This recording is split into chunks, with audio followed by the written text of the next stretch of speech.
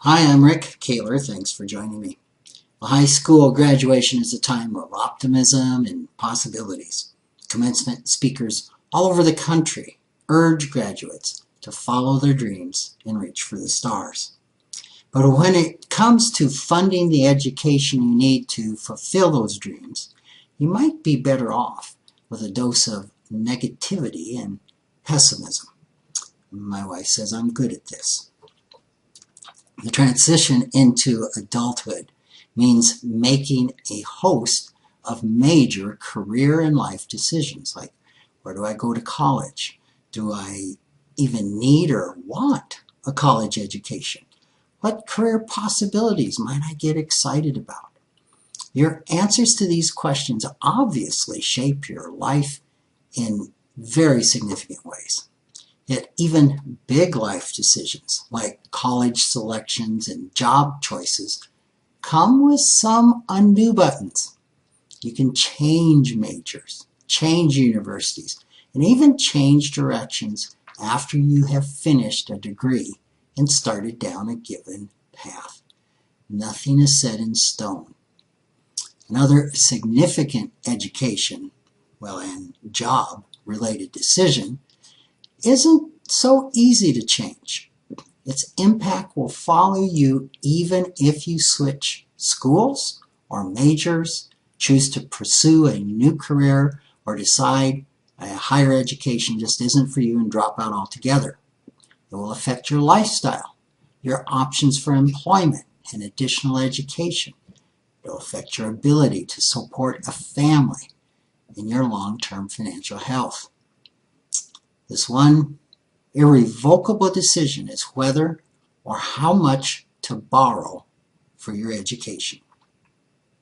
It's a choice that you really need to take very seriously, just as serious as choosing the best school or the right career.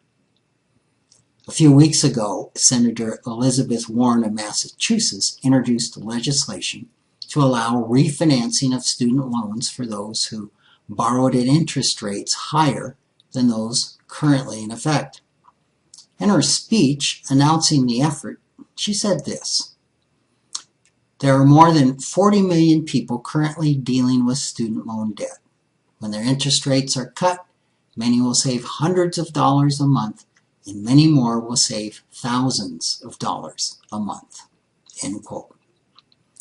Her proposal is part of a growing concern about the burden that college debt places on individuals in the U.S. economy.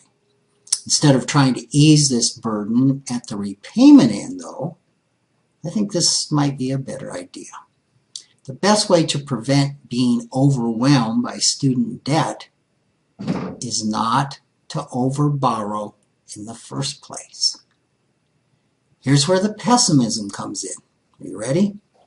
Before you sign on the dotted line to obtain a student loan, spend some time browsing on studentaid.ed.gov. That's studentaid.ed.gov. In particular, I want you to use the repayment estimator to get an idea of what your loan payments might be. Will the lowest range of expected income in your chosen career field support the payments? Now, hang on to that pessimism when you look at a potential financial aid package. It's easy to think of financial aid as free money, but the loan proportion of college financial aid isn't a gift. It's a business transaction.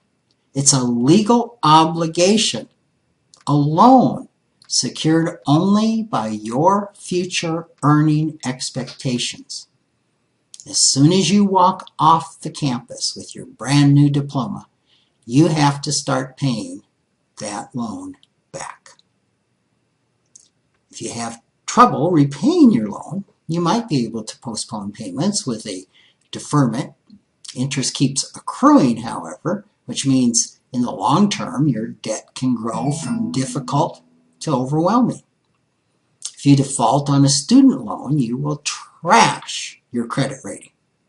Plus, your future federal tax refunds may go toward the debt repayment, not in your pocket. As a young adult, your future is indeed full of possibilities, but don't burden that future with a heavy load of college debt. By all means, put your optimism and sense of possibility into following your dreams, but support those dreams in a realistic way. Borrow like a pessimist.